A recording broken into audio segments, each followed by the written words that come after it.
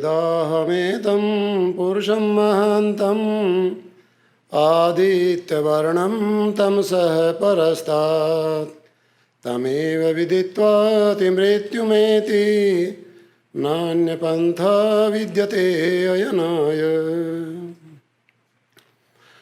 ॐ ईशावास्यमिदं सर्वं यत्किञ्च जगत्यां जगत् तेन त्यक्तेन भुञ्जीथाः मा गृधः कस्य स्विद्धनम्।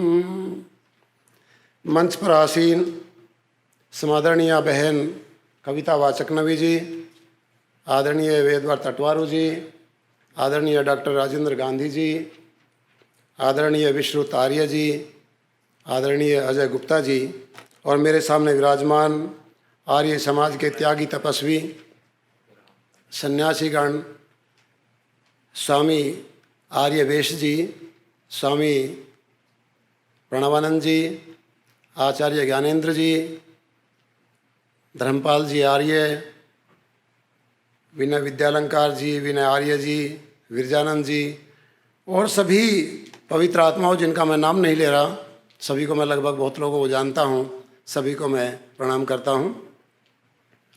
मेरा विषय है योग की परंपरा और उसका प्रचार कैसे किया जाए। सबसे पहले मैं आपको एक छोटी सी कहानी सुनाना चाहता हूँ और कहानी है वैदिक काल की। दो कहानियाँ छोटी छोटी। पहली कहानी है शतपथ ब्राह्मण की। महर्षि याज्ञवल्क्य के दो पत्नी थी, एक का नाम था मैत्रेयी, दूसरी का नाम था कात्यायनी। महर्षि याज्ञवल्क्य जब अपनी सारी जिम्मेदारियों से निवृत्त हो गए, बच्चे सेटल हो गए, तो विचार किया कि अब बैठ करके साधना करूंगा, तब करूंगा, अब घर के झमेलों में नहीं पड़ूंगा। तो उन्होंने दोनों पत्नियों को बुलाया और कहा कि मैं चाहता हूं कि मेरे बाद कोई विवाद ना हो बच्चों में और आप में, तो संपत्ति का बंटवारा चाहता हूं आधा आधा। अब मैं बिल्कुल एक तरफ बैठ करके साधना करना चाहता हूं। कात्यायनी ने कहा ठीक है। मैत्रेयी से पूछा गया तो मैत्रेयी बोली कि यन्नु इमा खलु सर्वा पृथ्वी वित्तेन पूर्णा स्यात् किम अहम श्याम तेनामृता। कि यदि सारी धरती का धन मुझे मिल जाए तो क्या उससे मुझे मोक्ष प्राप्त हो जाएगा, मुक्ति मिल जाएगी, मैं दुखों से छुटकारा पा जाऊंगी, अमर हो जाऊंगी। तो याज्ञवल्क्य कहते हैं नेति नेति, नहीं नहीं, यथैव उपकरणवताम जीवितम तथैव ते जीवितम स्यात् अमृतत्वस्य तु नाशास्ति वित्तेन। कि जैसे साधन संपन्न लोग अपना जीवन आराम से बिताते हैं वैसे तुम्हारा जीवन आराम से बीत जाएगा, लेकिन दुखों से पूर्ण रूप से छुटकारा चाहती हो तो वो पैसे से नहीं आशा कर सकते। अमृतत्वस्य तु नाशास्ति वित्तेन, वित्त से अमरता की आशा नहीं हो सकती। याज्ञवल्क्य से कहा मैत्रेयी ने, ये न अहम नामृता श्याम किम अहम तेन कुर्याम। कि जिससे मुझे दुखों से पूर्ण रूप से मुक्ति मिल ही नहीं सकती, मैं मोक्ष को प्राप्त नहीं कर सकती, फिर मुझे उस धन से कुछ लेना देना नहीं है, मुझे तो साधना करनी है, बैठ करके योग करना है। ये वैदिक काल की एक पत्नी कह रही है अपने पति से, जो योगाभ्यास करके मुक्ति प्राप्त करना चाहता है। थोड़ा सा और नज़दीक आइए, कठोपनिषद को उठाइए। उपनिषद काल ब्राह्मण ग्रंथों के बाद का है। कठोपनिषद में वाजश्रवा नाम का एक ऋषि ने अपना सब कुछ दान कर दिया। परंपरा रही हमारे यहाँ पर कि जो कमाए एक बार सब कुछ समाज कल्याण के लिए दान कर दो। जो विद्वान है उनको दे दो, सन्यासियों को दे दो, अनाथालय खोल दो, पाठशालाएँ खोल दो, सब कुछ दान कर दिया। और दान करते करते वो अतिरेक में चले गए और उन्होंने उन बूढ़ी, लूली और लंगड़ी गौओं को भी दान कर दिया जो इस समय दूध नहीं दे रही थी, अंधी थी। तो नचिकेता के मन में प्रश्न उठा कि दूध तो हमने पिया है, इनकी सेवा जिनको दान दिए वो तो करेंगे नहीं, छोड़ देंगे, ये तो पिताजी ने गलत किया है। पिताजी को मना किया। पिताजी ने कहा कि नहीं, तुम ना समझो, बैठो एक तरफ, मैं दान करूँगा। अब नौजवान तो नौजवान होता है, उसने कहा कि फिर मुझे भी दान कर दो। पिताजी चुप रहे। दूसरी बार कहा, तीसरी बार कहा कि ठीक है, तुझे जब तुम मौत के पास चला जा, जैसे कहते हैं ना, तू कुएं जहर में पड़ जा, तो मृत्यवे त्वा ददामी, मैं तुझे मौत को देता हूँ। और वो यम के पास पहुँच गए। यम एक आचार्य था। यम घर पर नहीं थे, तो 3 दिन तक भूखे प्यासे बैठे रहे। 3 दिन के बाद जब यम अपनी समर वैकेशन से वापस आया या अपनी लॉन्ग वीकेंड से वापस आए तो देखा कि एक विद्वान ब्राह्मण विद्वान बच्चा भूखा प्यासा बैठा है, कहा कि कब से आए? 3 दिन हो गए। कहा कि 3 वर मांग लो। पहला वर उसने मांगा कि जब मैं आपके पास से अपने पिताजी के पास जाऊं तो मेरे पिताजी मेरा स्वागत करें। तथास्तु, ऐसा ही होगा। कि दूसरा वर ये बताओ कि मुझे स्वर्गीय अग्नि का बोध कराओ। तो यज्ञ अग्नि का बोध कराया कि यज्ञ करो, यज्ञ हुई स्वर्ग से नौका, इससे तुम्हें सब मिल जाएगा। उसका समझा दिया कितनी ईंट लगेंगे, कैसे यज्ञशाला बनेगी, कैसे वेदी बनेगी। फिर कहा कि कुछ लोग कहते हैं कि आत्मा और परमात्मा नहीं है, और कुछ कहते कि है। अस्तिति ये के नायम अस्तिति चैत्य के, ये सवाल आज का नहीं है। आज भी तो कहते हैं ना कि आत्मा नहीं है, परमात्मा नहीं है। हमारे बच्चे कहते हैं कुछ तो कहते हैं कि आत्मा है, परमात्मा है, और कुछ कहते हैं कि आत्मा और परमात्मा है ही नहीं है। तो इसका समाधान करो। हम यमराज ने उसको ऊपर से नीचे तक देखा, कहा कि 18-19 साल का बच्चा है और सवाल बहुत गहरा पूछ रहा है। तो यमराज ने उसके सामने प्रलोभन का एक पिटारा खोल दिया। कहा कि सतायुष है पुत्र पौत्रान वृणेश्वर, 100 वर्ष तक जीने वाले पुत्र और पौत्रों को मांग लो। भूमेर महदा यत्नम वृणेश्वर, और जितनी भूमि चाहिए उतना मांग लो, परंतु ये वर ना मांगो। मैं संक्षिप्त कर रहा हूं। एक ही उत्तर दिया नचिकेता ने कि शो भवा, कि तो आज हैं, कल खत्म हो जाएंगे। और आयु कितनी है, और विषया जरयंती तेज है, और जो मेरे विषय भोग जो आप भोगने की बात कर रहे हो, ये तो मेरे तेज को हरण कर लेंगे। परंपरा इतिहास में कि कितना भी जीवन हो, तेज खत्म हो जाएगा विषय भोगने से। भोगे रोग भयम, भर्तृहरि क्या गए हैं, भोग में रोग है। कहा कि शोभ हवा वरस्तु में वर्णीय सेव है, मुझे तो वही वर चाहिए। यमराज ने जब उसको अच्छी तरह से परीक्षा ले ली, फिर उसका उपदेश दिया योग का। ये महत्व है योग का। और सारा, यदि आप और कुछ भी ना पढ़ें तो आप एक बार कठोपनिषद को जरूर पढ़ लें। गीता का सारा सार कठोपनिषद में आ जाएगा। कुछ श्लोक तो ऐसे कैसे ही कठोपनिषद से गीता में लिए गए हैं। तो ये है योग का महत्व। इसलिए हमें योग करना चाहिए। हमारी सारी परंपरा योगे योगे तवस्तरम वाजे वाजे हवा महे, वेद से लेकर के ब्राह्मण ग्रंथों से लेकर के उपनिषदों तक, इस सारी परंपरा को, योग को, इस सारी परंपरा का जो एक निचोड़ है वो योग में आकर के समाप्त होता है।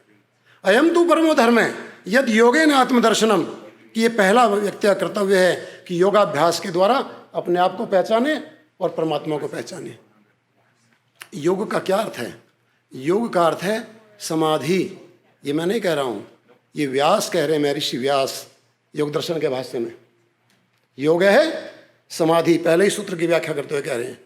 और महर्षि पतंजलि कहते हैं योगश चित्त वृत्ति निरोध है। चित्त का अर्थ वहाँ पर मन लिया है कि मन की वृत्तियों को रोकने का नाम योग है। मन की वृत्तियों को रोक ले। और भगवान कृष्ण क्या कह रहे हैं?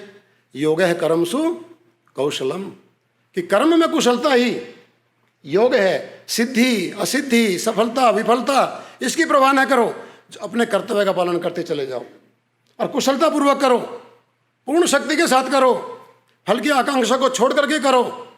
फल तो मिलेगा, कारण है तो कार्य होगा, फल तो निश्चित रूप से मिलेगा, लेकिन फल के चक्कर में ना पड़ो, अपना काम करो, फल टाइम पर मिल जाएगा। और फिर कह रहे समत्वम योग उच्यते, हर स्थिति में समानता रहो, ये भी योग की एक परिभाषा है। तो इन सारी परंपराओं को लेकर के जो योग की परंपराएं चली, वेदों से लेकर के, ब्राह्मण ग्रंथों से लेकर के उपनिषद को में आई, उस सारी परंपरा का संग्रह किया। और वो संग्रह किसने किया? वो संग्रह किया महर्षि पतंजलि ने।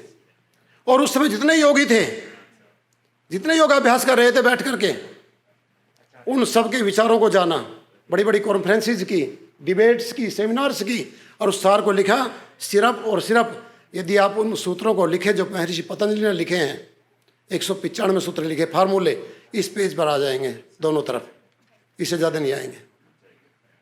लेकिन यदि उस सूत्रों की व्याख्या कर देखोगे आप तो एक लाइब्रेरी भर जाएगी। और यदि उस सूत्रों की साधना करोगे तो एक नहीं कई जीवन लग जाएंगे। हमारे ऋषियों ने वो ज्ञान एक योग दर्शन में समेट करके रखा है। योग की परंपरा जो भारत में चल रही है, वो 7 प्रकार की परंपराएं योग की चलती हैं। एक है सांख्य योग, जिसको ज्ञान योग भी कहते हैं, और आपने एक वाक्य सुना होगा, रीते ज्ञानान्न मुक्ति, बिना ज्ञान के मुक्ति प्राप्त नहीं होती। पूरा प्रकृति का ज्ञान हो जाए, परमात्मा का ज्ञान हो जाए, आत्मा का ज्ञान हो जाए तो मुक्ति हो जाएगी। ये परंपरा है। रीते ज्ञानान्न मुक्ति का ही अर्थ है, ये है सांख्य योग, ज्ञान योग। दूसरा है कर्म योग, कर्म योग से मुक्ति हो जाएगी, जिसका वर्णन गीता में किया, मैं ज्यादा व्याख्या नहीं करूंगा। तीसरा है भक्ति योग, पूर्ण रूप से सरेंडर कर दो परमात्मा को। अगला है मंत्र योग, मंत्रों का जप करने से, गायत्री का जप करने से, ओम का जप करने से, योग दर्शन में भी लिखा है तज्जपस तदर्थ भावनम तस्य वाचके प्रणव है। तो ओम का जप करने से भी मुक्ति की तरफ आत्मा का कदम बढ़ता है। फिर लिया लय योग, मंत्र जपते जपते एक लय में लीन हो जाओ, नाद में लीन हो जाओ, एक स्वर निकलेगा नाद का, उसमें लीन हो जाओ। और फिर लिया हठ योग, है का अर्थ है सूर्य स्वर, दाई नाक से चलने वाला स्वर, और ठे का अर्थ है चंद्र स्वर, बाई नाक से चलने वाला स्वर। इन दोनों स्वरों को करेक्ट करके और सुषुम्ना में प्रवेश करके फिर योग साधना करें। उसके लिए बहुत सी शुद्धि क्रियाएं, जो योगासन आपके देश में चल रहे हैं और जो योगासन भारत में चल रहे हैं, आजकल इसी को योग मान लिया गया, ये एक पार्ट है उनका। ये हठ योग की क्रियाओं में आते हैं योगासन, जितने भी योगासन हैं। योग दर्शन में योगासनों का कोई उल्लेख नहीं है। योग दर्शन में आसन के विषय में एक ही बात कही है, स्थिरम सुखम आसनम। जिस आसन में बैठ करके लंबे समय तक आप साधना कर सकते हैं वो आसन है। जो ये शीर्षासन, ताड़ासन, भद्रासन, चक्रासन, जो अनेक प्रकार के आसन चल रहे हैं, ये एक्सरसाइज में आ रहे हैं और ये हठ योग के आसन है। हठ योग के ग्रंथों में इनका उल्लेख मिलता है। षटकर्म है, न्योली, धोती, ये सारा हठ योग की क्रियाएं हैं। हठ का अर्थ जबरदस्ती नहीं है। फिर आया अष्टांग योग। अष्टांग योग को राजयोग भी कहते हैं, क्योंकि ये सबसे प्रमुख है और प्रमुख होने के कारण से इस अष्टांग योग को राजयोग कहते हैं। और जो ये ऊपर के 6 योग हैं, जो मैंने सांख्य योग, कर्म योग, भक्ति योग, मंत्र योग, लय योग, हठ योग गिनाए हैं, इनका समावेश अष्टांग योग में हो जाता है, जो महर्षि पतंजलि ने व्याख्या की अष्टांग योग की। और योग के 8 अंग कौन से? यम, नियम, आसन, प्राणायाम, प्रत्याहार, धारणा, ध्यान और समाधि। प्रत्याहार तक 5 जो है ये बहिरंग योग हैं। यम का अर्थ है कि सामाजिक नियम, अहिंसा, सत्य, अस्तेय, ब्रह्मचर्य, अपरिग्रह। नियम का अर्थ है व्यक्तिगत शौच, संतोष, तप, स्वाध्याय, ईश्वर प्रणिधान, व्यक्तिगत नियम। अब इन पर यदि आप विचार करें, जो 10 पार्ट हैं, संसार का कोई भी रिलीजन, किसी भी मत का अवलंबी ये नहीं कह सकता कि मैं अपने बच्चों को इन 10 नियमों को नहीं सिखाऊंगा। यम और नियमों को नहीं सिखा सकता, क्योंकि ये हिंदुओं के यम और नियम हैं। मुझे डॉक्टर विजय आर्य हैं, गैस्ट्रोएंटरोलॉजिस्ट, लॉन्ग आइलैंड में रहते हैं, उनसे बातचीत हो रही थी। उन्होंने मुझे बताया, मैंने उसको आगे मैंने रिसर्च नहीं, पता नहीं क्या कहाँ से, लेकिन उन्होंने ठीक ही बताया है कि कैलिफोर्निया की किसी महिला ने, अमेरिकन महिला ने $1 मिलियन गवर्नमेंट को दे करके यम और नियमों को कोर्स में इंट्रोड्यूस कराया है। और एक लड़ाई लड़ी है बहुत लंबी कि ये क्यों जरूरी हैं व्यक्तिगत जीवन के लिए, यम और नियम। इसमें एक बात और कहना चाहता हूं मैं आपको, अहिंसा की जो बात है, इस अहिंसा ने हमारे देश का नाश कर दिया। जब से बुद्ध ने राजा को अहिंसा सिखाई, राजा के लिए अहिंसा की पाठ नहीं है, कहीं वेद में भी नहीं है, शास्त्रों में भी नहीं है। व्यक्तिगत की बात है, जब कोई साधना करना चाहे वहां अहिंसा की बात आती है। और राष्ट्र की रक्षा करना ही अहिंसा है। हन्याद आततायिनम अविचारयन, आतंकवादियों पर मुकदमा नहीं चलाया जाता, उनको तो सीधी गोली लगाई मारी जाती है। अथर्ववेद का एक मंत्र बोल रहा हूं, यदि नो गाम हंसी, यदि अश्वम, यदि पुरुषम, तंत्वा शीसे न विद्यामो यथा नो असो अविरहा।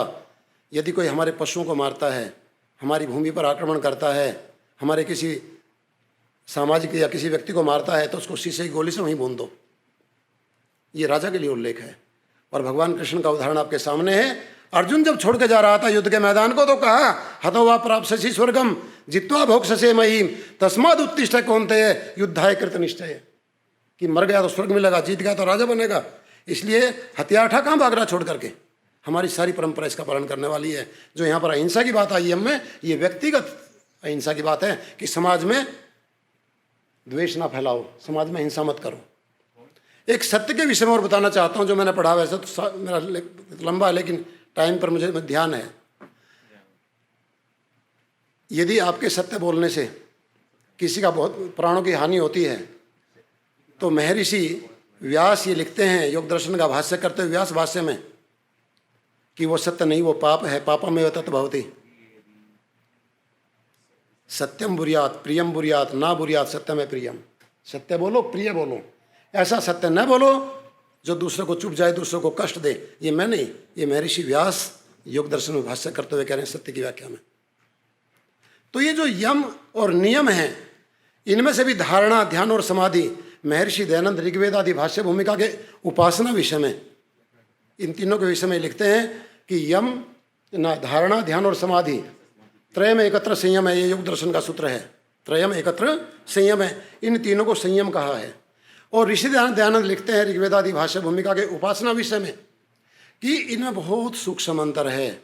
जब आप ध्यान कहीं लगाते हैं, वो ध्यान ही ना धारणा करते हैं, किसी एक स्थान पर मन को लग टिकाते हैं, वो धारणा है। धारणा ही ध्यान में कन्वर्ट हो जाती है जब वो मन कहीं से डिगे नहीं वहाँ से। तदेव अर्थमात्र तद, और वही समाधि में कन्वर्ट हो जाती है। तदेव अर्थमात्र स्वरूपम शून्यमिव समाधि, तदेव अर्थमात्र निर्भासम स्वरूप शून्यमिव समाधि। ये तीनों एक ही हैं। धारणा करो, ध्यान करो, समाधि करो। धारणा से शुरू होगा और धीरे धीरे ध्यान में, ध्यान से समाधि में कन्वर्ट हो जाएगा। ये थोड़ा सा परिचय मैंने आपको इस परंपरा का दिया कि महर्षि ने क्या परंपरा दी थी और क्या उन्होंने सिद्धांत दिए थे योग के। आप यदि तैत्तिरीय उपनिषद उठाएंगे, तैत्तिरीय उपनिषद में ये लिखा है कि हमारे पास में 5 शरीर हैं। मेडिकल साइंस अभी तक इस बॉडी पर काम करती थी, अब वो मन पर काम करने लगी है कुछ दिनों से। साइकोलॉजी डिपार्टमेंट 50 साल से खुले हैं, पिछले 50-60 साल से, उससे पहले नहीं खुले थे। और जो तैत्तिरीय उपनिषद है ये महाभारत से पहले लिखा जा चुका था और महाभारत की प्रमाणित डेट हो चुकी है 5000 साल। उसमें लिखा कि हमारे पास में 5 शरीर हैं। अन्नमय कोश, ये जो आपके सामने खड़ा हूँ मैं, ये अन्न से बना है। और अन्न की एक ही परिभाषा है, अद्यते इति अन्नम। जो कुछ भी हम खाते हैं, चाहे हम अंगूर खाएं, चाहे हम केला खाएं, चाहे हम खीर खाएं, चाहे हम हलवा खाएं, चाहे पिज़्ज़ा खाएं, ये सारा अन्न की कोटि में आएगा कि ये शरीर अन्न से बना है। और इस शरीर का, अन्न का प्रभाव इस शरीर पर पड़ता है। हमारे ऋषियों ने बहुत अनुसंधान के बाद एक बात पाई थी कि व्यक्ति स्वाद के वशीभूत होकर के, जीव के वशीभूत होकर के अधिक खाता है, इसलिए उसको हफ्ते में 1 बार उपवास रखना चाहिए, फास्ट रखना चाहिए। और परंपरा डाली। फिर ऋषि याज्ञवल्क्य ये भी लिखते हैं शतपथ ब्राह्मण में, ऋतु संधिषु ही व्याधिर्जायते। जब ऋतु परिवर्तन होता है तो बीमारियां ज़्यादा बढ़ती है। तो उस समय फिर परंपरा डाली कि उस समय 5 दिन का, 7 दिन का, 9 दिन का उपवास रखो। गर्म पानी पियो, फलों का रस पी लो, गर्म करके दालों का, सब्जियों का जूस पी लो। यूस निकाल करके, यूस बोलते हैं संस्कृत में, वो इंग्लिश में जूस हो गया है, यूस का। अब उस परंपरा को हमने बदल दिया। जो नवरात्रों का व्रत हुआ था, ये परंपरा वहाँ से शुरू हुई थी कि ताकि शरीर की शुद्धि हो जाए, अन्नमय कोश शुद्ध हो जाए। अब स्पेशल नवरात्रों की थाली मिलती है इंडिया में, तो यहाँ का मुझे मालूम नहीं है। स्पेशल लिखा रहा था स्पेशल नवरात्रों की थाली, तो वो सारा पर्पज डिफीट हो गया इस शरीर को शुद्ध करने का। तो ये अन्नमय कोश है, इसमें 5 प्राणेंद्रिया, 5 कर्मेंद्रियाँ, ये आप जानते हैं। दूसरा है प्राणमय कोश। ये हमारे ऋषियों की खोज थी कि ये शरीर कितना भी मोटा ताजा है, प्राण इसके अंदर यदि नहीं है तो इसका this body has no meaning, ये तो फुनरल होम में चली जाएगी। प्राण भी 10 हैं, प्राण, अपान, समान, व्यान, उदान, नाग, कूर्म, कृकल, देवदत्त और धनंजय। और इनका अलग अलग कार्य हैं। मेडिकल साइंस के अनुसार 5 से 6 क्यूबिक लीटर हवा होती है लंग्स में। जब हम साधारण रूप में श्वास ले रहे हैं, आप बैठे हैं श्वास ले रहे हैं, मैं बैठा हूँ श्वास ले रहा हूँ, तो आधा क्यूबिक लीटर हवा बाहर निकलती है। इसका मतलब क्या हुआ कि यदि 5 लीटर हवा अंदर है तो 10वां हिस्सा बाहर निकले, 9 हिस्सा कार्बन डाइऑक्साइड अंदर है। और यदि 6 क्यूबिक लीटर हमारे अंदर है तो फिर तो 11 हिस्से अंदर है कार्बन डाइऑक्साइड के, 1 हिस्सा बाहर गया। हमारे ऋषियों ने खोज की थी कि बिना ऑक्सीजन के शरीर स्वस्थ नहीं रह सकता, इसलिए उन्होंने प्राणायाम का विकास किया। चाहे आप योग दर्शन देखो, चाहे आप वेद देखो, कोई सी परंपरा देखो, उठा करके प्राणायाम का विकास किया। और ऋषि दयानंद ने लिखा कि संध्या में कम से कम 3 प्राणायाम जरूर करें, और एक प्राणायाम का स्पेशल मंत्र दिया कि 3 प्राणायाम तो कर ही लें। उसका मतलब ये था कि आप श्वास को बाहर निकालेंगे, 1 cubic litre, 2 cubic litre, 3 cubic litre हवा बाहर निकल जाएगी, और जब इतनी हवा बाहर निकल जाएगी उतनी ऑक्सीजन अंदर जाएगी, तो हम ज़्यादा ऑक्सीजन ले पाएंगे। और जितना प्राण हमारा स्ट्रांग होगा, ये आर्थराइटिस क्या है, ये वा या बा या वायु, ये क्या चीज़ है, वात रोग, जिसको आयुर्वेद में वात रोग कहते हैं, कुछ इसको वा बोलते हैं, कुछ इसको बा बोलते हैं। ये सारे के सारे प्राणों को विकृत होने से होती है। शोल्डर पेन हो रहा है, नेक पेन हो रहा है, नी पेन हो रहा है, कहीं कमर में दर्द हो रहा है, ये प्राणों का विकृत होने से ऐसा होता है। यदि आप प्राणायाम करेंगे तो ये बहुत सी प्रॉब्लम से आप बचे रहेंगे। कुछ तो प्रॉब्लम होती है इन्वायरमेंट के कारण से, लेकिन फिर भी 50% 60% तो प्रिवेंटिव है यदि आप प्राणायाम करेंगे तो ये प्राणों को करेक्ट करता है। फिर हम मनोमय कोश, इस पर थोड़ा बोलना चाहूँगा। अभी बहुत अच्छा लगा था सुबह बच्चों ने यहाँ पर, मैं धन्यवाद देता हूँ देव महाजन जी को, जिन्होंने इतना प्रयास करके, रामचंद्र महाजन जी ने ये बनाया। मैं 2008 में यहाँ पर एक बार आया था बोलने के लिए, आज दूसरी बार बोल रहा हूँ इस मंच से। तब भी स्कूल शुरू किया था, बहुत अच्छा चल रहा था। उन बच्चों ने शिव संकल्प के मंत्र बोले थे सुबह, यज्जाग्रतो दूरम उदयति दैवम तदुसप्त तथैवैति दूरंगमम ज्योतिषाम ज्योतिरेकम तन्मे मनः शिव संकल्पमस्तु। यजुर्वेद के 34वें अध्याय के ये 1 से 6 मंत्र हैं, और टेक एक ही है, तन्मे मनः शिव संकल्पमस्तु। वो मेरा मन अच्छे विचारों वाला बने, तत् में मन है, तय को न बन जाता है संस्कृत के संधि के नियम से। वो मेरा मन शिव संकल्पमस्तु, अच्छे विचारों वाला हो जाए। ये वेद में भगवान ने आदेश दिया, वेद भगवान की वाणी है। क्यों आदेश दिया जी? मन की बात क्यों कही? प्राणों की बात नहीं कही उन्होंने, बुद्धि की बात नहीं कही, ये मन की बात क्यों कही? क्योंकि संकल्प और विकल्प मन में पैदा होते हैं। संकल्प और विकल्प कहाँ पैदा होते हैं? भारतीय दर्शन के अनुसार, आप वेदांत दर्शन को पढ़िए, संकल्प विकल्प आत्मकम मन है। आपको निमंत्रण मिला, आपने विचार किया, मन में संकल्प आया, विचार चला कि आर्य समाज में, आर्य महासम्मेलन में भाग लूं या न लूं, लेने से क्या फायदा होगा, न लेने से क्या नुकसान होगा, और आपका डिसीजन हो गया। बुद्धि ने फिर डिसीजन ले लिया। जो विज्ञान में कोश है वो बुद्धि व्यवसाय आत्मिका, वो डिसीजन मेकिंग का काम करती है बुद्धि। और डिसीजन कहाँ से होते हैं? वो मन से होते हैं, जो मन में विचार चल रहे हैं। यदि मन में नेगेटिव विचार चल रहे हैं तो डिसीजन आपका नेगेटिव होगा 100%।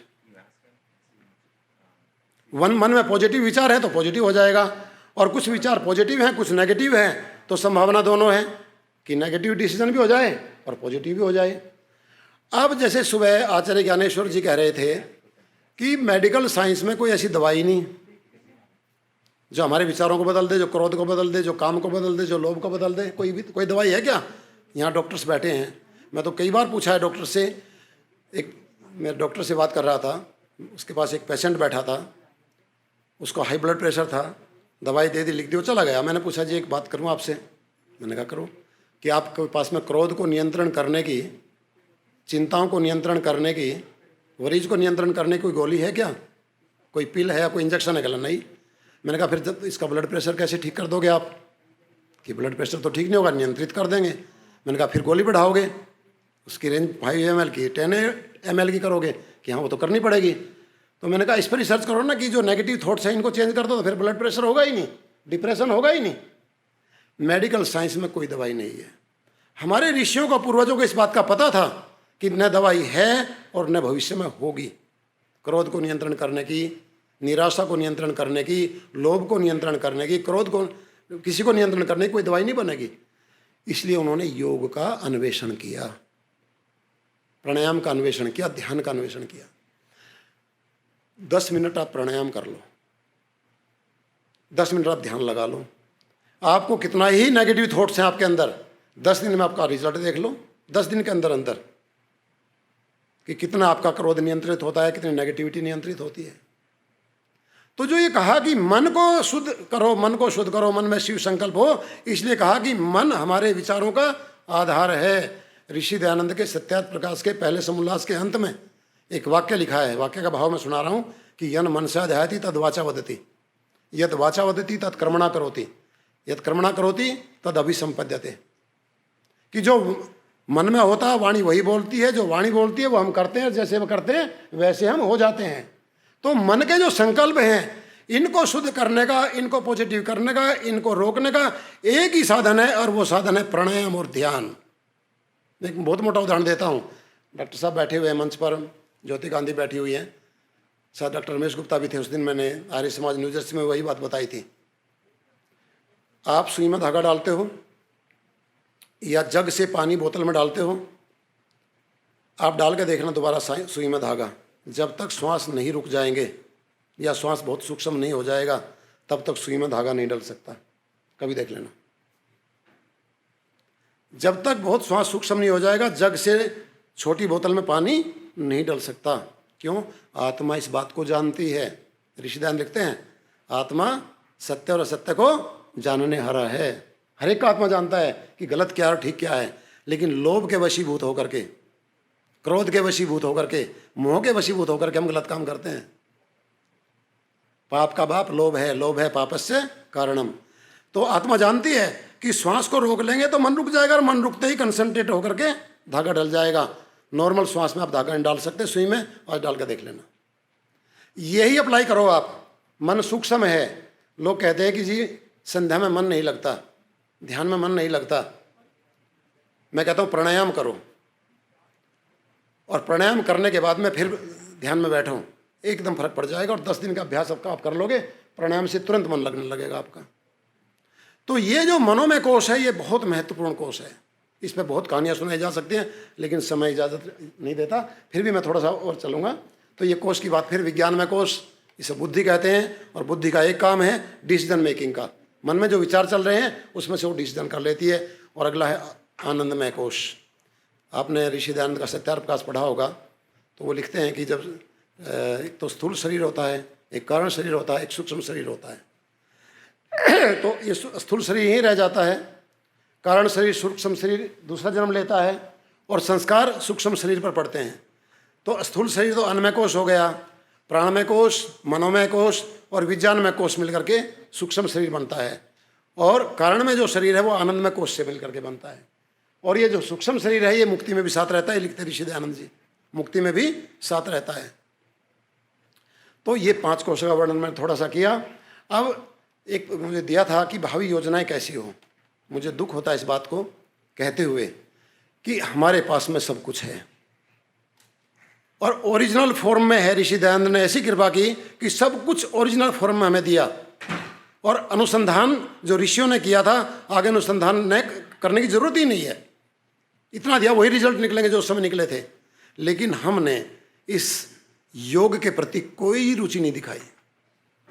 ऋषि दयानंद लिखते हैं कि प्रत्येक गृहस्थी तारों की छांव में 1 घंटा बैठ करके योगियों के समान ध्यान करें।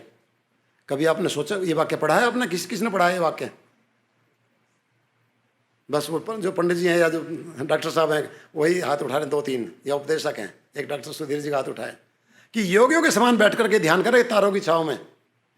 कभी सोचा कि इस पर प्रैक्टिकल किया जाए, थोड़ा सा देखा जाए क्या लाभ होगा इसका? देखिए, आपके ध्यान में कई लोग कहते हैं कि जी टाइम नहीं मिलता आचार्य जी। जब मैं कहता हूँ ध्यान करो थोड़ा सा, कि टाइम नहीं है। मैंने ये देखा है कि ध्यान करने से आपकी वर्क एफिशिएंसी काफ़ी बढ़ जाती है। आप यदि आधा घंटा ध्यान में लगाते हैं, जो काम आप 3 घंटे में करते थे, 1 महीने के अभ्यास के बाद में वो काम आप 2.5 घंटे में करने लगेंगे। वहाँ कंपनसेट हो जाएगा और आपको दुख नहीं होगा, आप थकावट नहीं होंगे, आप तरोताजा रहेंगे। ऐसी ये लाभ ध्यान का है। ये मैंने प्रैक्टिकल करके देखा है। एक तो इस पर हमें अनुसंधान करना चाहिए। एक हमको अपनी, जैसे ये समाज मंदिर है, न्यू जर्सी में समाज मंदिर है, हम योग करने कभी विपश्यना में जाते हैं, कभी हम आर्ट ऑफ लिविंग में जाते हैं, हम लोग जाते हैं। मुझे आश्चर्य इस बात का हुआ कि मेरा बेटा अब इस समय विपश्यना में है। मैंने कहा बेटे, मैंने जो तुझे सिखाया था, कहा पापा उसको भी देख लेता हूँ। उसमें सुना है बहुत लोग जाते हैं, बड़े बड़े IAS ऑफिसर जाते हैं, रिटायर लोग जाते हैं, प्रोफेसर जाते हैं, डॉक्टर्स जाते हैं। और यहाँ से मेरे बहुत साथी गए हुए हैं दिल्ली यूनिवर्सिटी से, हमारे साथ प्रोफेसर भी गए 1-2 बार। उन्होंने भी कहा कि विपश्यना करो। तो हम ऐसा प्रोग्राम क्यों नहीं चला सके जी? विपश्यना जैसा, हम आर्ट ऑफ लिविंग जैसा प्रोग्राम क्यों नहीं चला सके? जबकि हमारा तो ज्ञान उनसे ज़्यादा अच्छा है, प्राणायाम उनसे अच्छी है। तो हमको इस तरफ सोचना चाहिए, हमारे नेतृत्व को। विद्वानों की कमी नहीं है, साधकों की कमी नहीं है। एक से एक योगी भी हमारे पास में है जो समाज में नहीं आते हैं, साधना कर रहे हैं। एक से एक अभ्यासी हमारे साथ पास में हैं जो साधना कर रहे हैं, वो मंचों पर नहीं आते हैं, वो भिक्षा भी नहीं मांगते हैं। सामाजिक काम करने वाले जिनके हाथ में नेतृत्व है, तो एक फॉर्म उनके तैयार करें कि वो बैठ करके योग को प्रचारित करें और ग्लैमरस रूप में। बाबा रामदेव जी गुरुकुल में पढ़े हैं, हमारे से 15 साल छोटे हैं, और झज्जर में पढ़े थे, फिर बाद में कालवा चले गए आचार्य बलदेव जी के पास पढ़ने के लिए। झज्जर में दाखिल हुए थे पहले वो। अब उन्होंने ग्लैमरस दिखाया या उन्होंने हाई लेवल पर ले गए, आज वो सर दुनिया में छा गए। तो हम भी उस तरह हम छा सकते हैं। तो इस पर एक तो अनुसंधान किया जाए। एक बात और कहूँगा थोड़ी सी, बस 1 मिनट के लिए।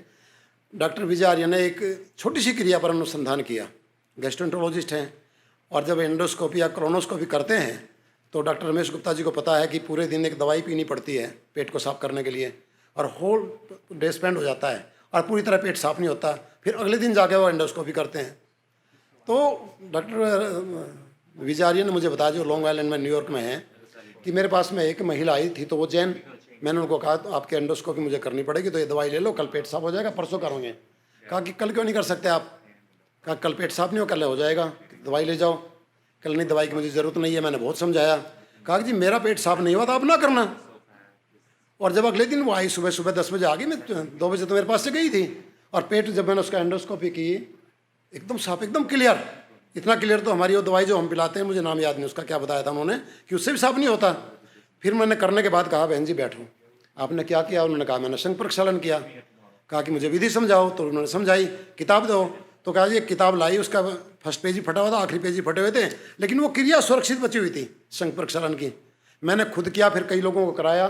फिर उन्होंने वो रिसर्च प्रेजेंटेशन की कि भाई मैं इस पर रिसर्च करना चाहता हूँ। पहले डिनाई कर दिया उनके एसोसिएशन ने, फिर दोबारा डिनाई कर दिया, कि तीसरी बार जाकर उन्होंने एक्सेप्ट किया। अब उन्होंने पेटेंट करा लिया है शुद्ध नाम से, आप इंटरनेट पर देख लें। संघ प्रक्षालन की छोटी सी क्रिया है। तो जो हमारे समर्थ हैं, डॉक्टर्स हैं, इंजीनियर्स हैं, जो वैदिक साहित्य में सिद्धांत है, हमारे योग के सिद्धांत हैं, उन पर एक एक क्रियाओं पर रिसर्च की जा सकती है, मेडिकली प्रूव कर सकते हैं और दिखा सकते हैं कि भाई ये हुआ है। ये भी एक योजना हम अपना सकते हैं। आपने मेरे को थोड़ा टाइम दिया, उसके लिए क्षमा चाहता हूँ और माफ़ी चाहता हूँ और धन्यवाद देता हूँ आपको। ओम शांति।